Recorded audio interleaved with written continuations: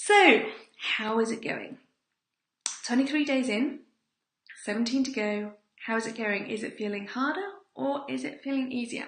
We've got two very different opinions coming through on the comments here. So Kim is saying definitely easier. Brilliant. Fantastic. Well done. Whereas Wendy is saying much harder. Everything, healthy eating, exercise, good sleep habits seemed to go out the window last week. I suspect that when I'm not making good work progress, I get quite grumpy about everything else, and without realising it, I comfort eat and comfort watch TV or stay up later. For this week, I have to allow myself the pleasure of putting imaginative fuel in order to get decent workout, and hopefully the rest like sleep will follow. More often they inspire me, but I can get discouraged by uber achievers who create like machines and seem to manage to decide to do something and then do it. I usually get there in the end. This has made me realise that all parts of my life are connected. So many learning points. There's so many good observations there. And yeah, so I'll definitely come back to it. Kim's also just posted, getting easier, not quite as hard as last week, knowing we're past the halfway point is helping. So this is a really interesting contrast. And I think it's very indicative of the kind of habit. So what I found is that if you're breaking a habit, so if you're giving something up, which I know Kim's been giving up caffeine, the beginning is harder, because you're pulling away from an old habit. So that kind of pulling away, trying to get inertia, it's a bit like, I don't know, rockets taking up off the ground. They need to put in a lot of fuel at the beginning to kind of pull away from gravity in order to get up to orbit, and then, then you just keep going. So I think for you, Kim, you put in that fuel, you pulled away from gravity, you pulled away from that inertia, from that resistance, and then from now on, it's plain sailing. It's just about keeping on track. And just those kind of maybe small course corrections, but generally speaking, that the hard work is done because you pulled away from that habit. Now, on the other hand, I know that Wendy, like me, is working on building a habit. So she's working on her sleep and getting more sleep, waking up rested, feeling better as a result of it.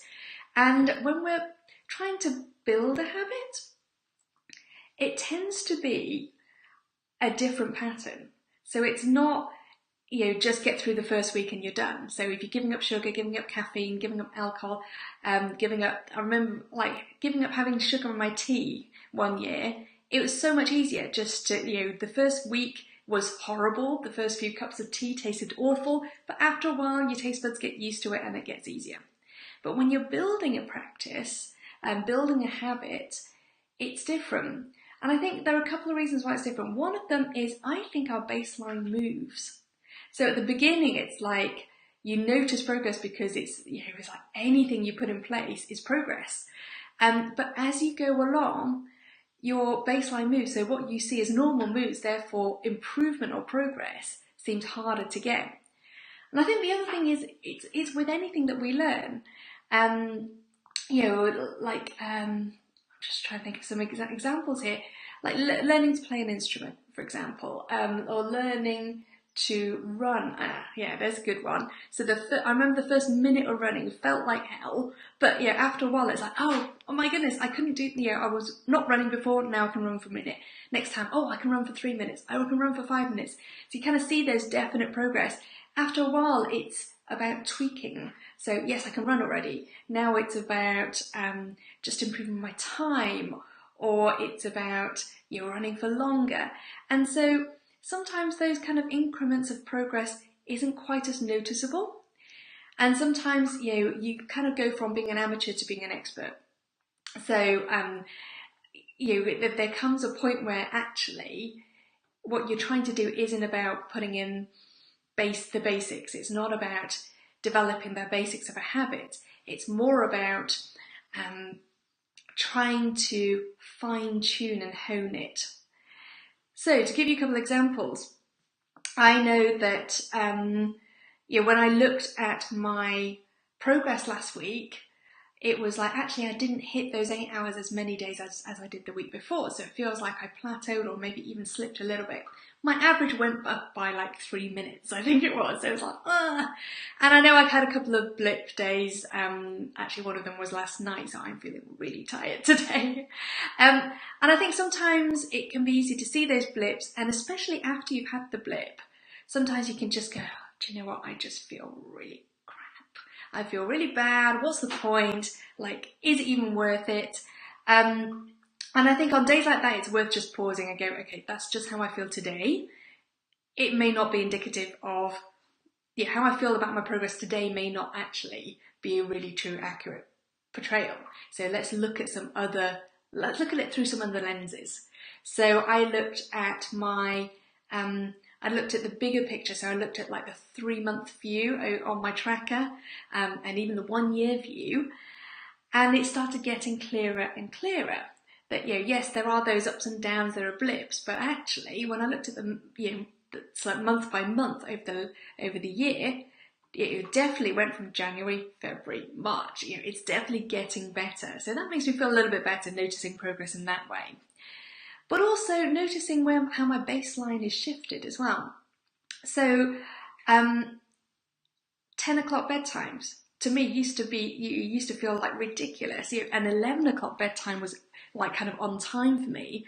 But I've been pushing it forwards to 10 o'clock to go, okay, 10 o'clock is when I need to start getting ready for bed, so that I'm in bed by about 20 past, lights out. That gives me a chance of getting 8 hours sleep. Now, yes, there are other things into consideration. So last night I was in bed a little bit late, but actually it took me ages to get to sleep, which is why that whole, why I didn't get enough sleep last night. So yes, things still happen, but what I've noticed is that what I see as normal now has shifted. So that for me is also a sign for progress. Knowing that I'm seeing 10 o'clock bedtimes as normal means that even when I go to bed late, it's not as late as it would have been previously when I went to bed late. So I think it's useful to notice that baseline and how that baseline has shifted to still see that track of progress. And I think it's also useful when you've had a blip to just go, okay, I need to reset. And I think I'll do a video tomorrow about resetting, actually, because I think that's really useful to kind of have some tools to hand to go, okay, if I've had a blip, if I've had a setback, how do I reset? How do I start again? But in terms of reviewing and renewing your commitment, renewing your progress, I think it's useful to just kind of take a step back and look back. So, for example, let's look back at all the all the different topics we've talked about, and it could be about looking and going, okay, what worked really well for me, and what do I want to repeat? So if it was like, actually, joy was a brilliant one, because when I started thinking about all the things I enjoy, I start to put that in place. So for Wendy, it's like, actually, for me, it's about imaginative fuel. So what's my imaginative fuel? What are all the different ways I can put fuel into my imagination this week? And I know that's going to help me. It could be about looking at things where you go, previously I thought I had that one covered, but actually maybe I'll go back to it. So for me, support was a big one. Because yesterday, actually, it was about 10 past 10, so the kids had gone to bed a little bit late. We were watching our episode of Homeland, and I think we're like one from the end of the series at the moment. So Grant was like, shall I put the next one on? And I definitely noticed my willpower was waning by then. I was like, I kind of want, maybe. But it was like, I said to him, it's kind of past my bedtime, I should go to bed really. And he said, well, one of us has got to stay up because, the laundry needs moving over from the washing machine to the tumble dryer. We're a little bit behind on the laundry. And because he said one of us has got to stay up, I started feeling guilty. And I started feeling like, maybe I should stay up too, or maybe I should stay up instead of him, and, all these kind of things. And what I realised in that moment was, I don't think I've actually asked him for support in helping me to stick to my bedtime. And what he actually meant was, well, one of us got to stay up, so I might as well do it. He wasn't actually saying, I want you to stay up. But because of the way he'd said it, I felt unsupported. And I realised that actually maybe I need to go back to that support piece and think about, have I actually asked for support? Have I been granular about how I ask for support? Yeah, I'm married to an engineer. I need to be specific when I ask for something about what that looks like and how that's going to help me. So I'll come back to this in a minute. So for Wendy, noticing the connection. So she said it's all connected. So healthy eating, exercise, good sleep, how I feel about my work, those kind of things, they're all connected. And I think, going back to what we talked about, triggers. Noticing how one thing triggers another is really useful, and it's really good, it's a really good learning that we can take from it. So for example, knowing that actually if I feel grumpy about my work, if I don't feel like I've been productive, that then leads me to my kind of junk food habits, whether that's junk food or junk sleep or junk fuel. You're noticing that, and then maybe going, okay, so making a decision, yes, I feel like watching another episode of Homeland, or yes, I feel like eating, junk, or yes, I feel like throwing the whole thing out the window. But actually, I'm going to choose to do something instead.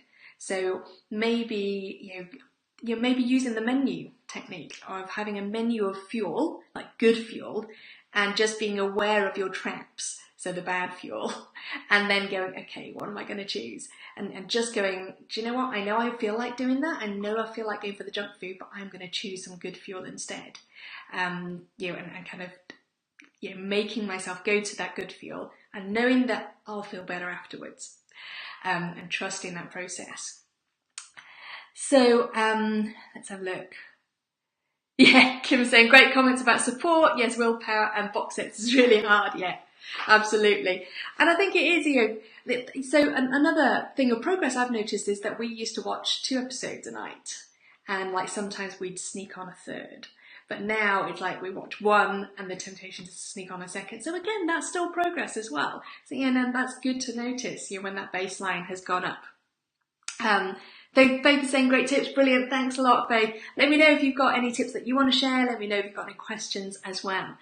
Now, there's another comment that I wanted to share with you that was actually posted under the willpower video earlier on last week. And it comes from David, who said, I'm on day 67 of not drinking alcohol. I suppose my willpower is on point. David, fantastic achievement, absolutely brilliant. But what I noticed as well, so David shared a link to his Just Giving page, and I'm actually going to see if I can share that on my screen at the moment, because there are a couple of things that I wanted. Hey, yeah, there we go, it's worked. So, first of all, shout out to David. So if you want to support him, if you want to give to his Just Giving campaign, please feel free to. Now, the things I wanted to notice about this is there are a couple of things that David's done here. He's not just relying on willpower. Yes, his willpower is strong, but there are various things about it. First of all, he decided what it was going to be. So he decided and then he declared it as well. So there we go. David is not drinking alcohol in 2018. So 365 days of not drinking alcohol. He's declared it. He's also declared why. So he's given some background to his story. He's also tied it to a cause that's really important to him. So he's made that commitment, he's made it publicly, and he's also, ramped up that reason. So it's not just, he's like, I'm not just doing it for myself, I'm also, doing this for Wellspring, which is the cause that he's raising money for. He's then, encouraged and invited other people to join him in that journey. So he's got some comrades, some supporters, some cheerleaders over on the right here. People who've donated, people who are cheering him on, and people who have now put their money to back him. So it means that it's even more on that accountability and on that motivation. So even more at stake there for him. And then he's also tracking. So he's also updates. He's updating. So he's reviewing his progress and he's updating and sharing that with other people. I love this one here. Massive changes in frame of mind, more confidence, friendlier, able to process thoughts more efficiently. So he's reinforcing the reason, reinforcing the joy and the pleasure and the progress that he's getting as a result of this. Earlier than that, it was like, okay, 50 days in, I'm still waking up earlier. but been happier, more balanced, wondering when it becomes second nature to not want alcohol. So he's noticing that progress as he goes along, but he's also recognizing, hey, it's not like we don't do it in one fell swoop. Yeah, there are still some things that are hard, still some things that are difficult, but yeah, and I think it's a great example of using some of those techniques that help to reinforce that willpower. So he's using that declaring, he's using the support aspects and the comrades. He's increasing his reason behind it as well, and he's updating people on that progress and that review. He's doing his review publicly. So I just thought, there was a great example, some things to learn from there, and also wanted to give out a shout out today because I think it's a worthy cause. So if you want to support him, go along to his Just Giving page. I think the link's right there. And let me just switch that back to camera. So so some really good tips there, some really good progress there as well. So let's see, comment from Faith coming in, giving up sugar. I'm seeing a massive difference. So waistline and calmer, fantastic. So brilliant, brilliant. Just to notice that progress, to share that progress. So for those of you who are giving things up, there will be a lot of progress you're noticing by now, whether it's just that it's feeling easier or whether you're noticing some of that kind of knock-on effects as well. So your task is to keep it going and to reinforce it. So look at what's been working so far and use that to reinforce it. And just to kind of almost, you're just de-weeding the path now, just keeping it going smoothly and keeping it on track. So getting close to autopilot and and kind of keeping it on track. And noticing what's been working as well, because you can use that for other things in the future. So if you know that actually declaring it has really helped, or if you know that tracking has really helped, you can then go, okay, those are tools that I can take forward and use for other habits or other goals further down the line. For Wendy and myself and anybody else who's feeling like, it's still feeling quite hard at the moment, take comfort in knowing that it's, we are still making progress and that it's normal, because what's happened is that baseline is going up. So what feels normal is going up, which is a good thing. And that's also the reason why kind of it's feeling a little bit harder, because we're stepping up our game. So seeing it as you're stepping up your game. What else? Faith saying, it was hard, but actually seeing the results has helped me. So yeah, and declaring has helped. Going back to Wendy's, okay, sorry, I'm going to kind of put it up on the screen because I can't see it all on my side panel here. Yes, so Wendy's point about Uber Achievers. Wendy, that just reminded me of, there was a little meme, a little kind of image a little while ago that I spotted, and I think it says something like, only dull women have tidy houses, and I don't mean to offend anybody who has a tidy house, but it was, and it was, the second line was, and honey, I come from a line of fascinating women.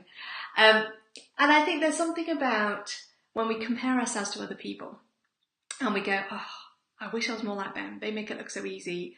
It's like, yeah, do you know what? Yes, some people have that kind of iron will, and some people have, maybe they just decide and it seems like they just get on with it.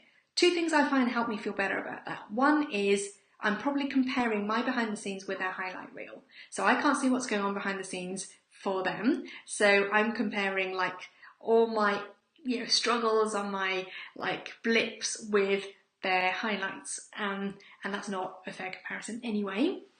But the other thing is, as a writer, you might have heard of the advice that when something bad happens, use it as material.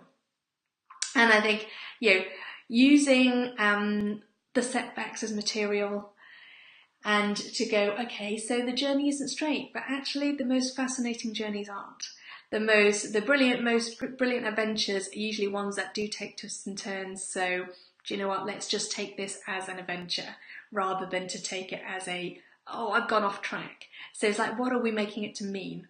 So if we go off track, are we making it to mean that we failed, or are we making it to mean that actually it's just a twist? It's a plot twist.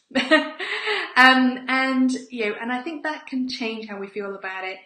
And it also then, because it changes how we feel about it, it changes what we do next. So it changes whether we decide to just give up or whether we go, okay, we're going to see this through. And whether we see it as like, oh, I'm rubbish at this, or do you know what? I can be on this hero's journey. I can tackle my gremlins. I can fight. I can keep going. And I think the story we weave around the journey can impact how we take our next steps forwards. So a couple more comments coming through from Faith. She says, working out hasn't been on track, but have increased my water intake, and that makes me feel less guilty. Brilliant. And what has also helped is actually declaring it on here. So thanks for setting up the group and for the support. Brilliant. You're very welcome. Absolute pleasure. Thank you for joining in. Okay, so I am going to pop that screen back up there, and I'm going to leave you with a little bit of homework for today, and that is to review and replay. So pick one of the topics that we've already covered from this list, and either it could be one that you've done before that you really enjoyed, and replay that and basically repeat it. So it could be, okay, actually the exercise around naming, that made a big difference, so I'm just gonna play the video again, refresh it in my mind, and then I'm gonna see what that inspires and do it again. It could have been actually reminders, that post-it note really helped, I'm gonna do another one. Or it could be go back to one that you skipped over before and to go and revisit that and do the exercise from that. So that's my invitation to you today. Please do let me know how you get on, which one you decide to go for. If you want to easily get back to the videos, you can either on the Facebook page, let me see if I can share that screen with you. So over on the Facebook page, if you go to videos and then scroll down, you'll be able to see all the videos on there. And actually there's a 40 Days of Habit playlist, so you'll be able to kind of scroll through those and choose which one you want to kind of revisit. If you want to do it on YouTube, if you go to YouTube and just look for my channel, you'll be able to go on to, there's a playlist called 40 Days of Habit, and you'll be able to scroll through and pick it up from there as well. So that's it for today. That's our time up. Thank you very much for joining me. Let me know how you get on, and I will see you for the next video tips. I'll see you again soon.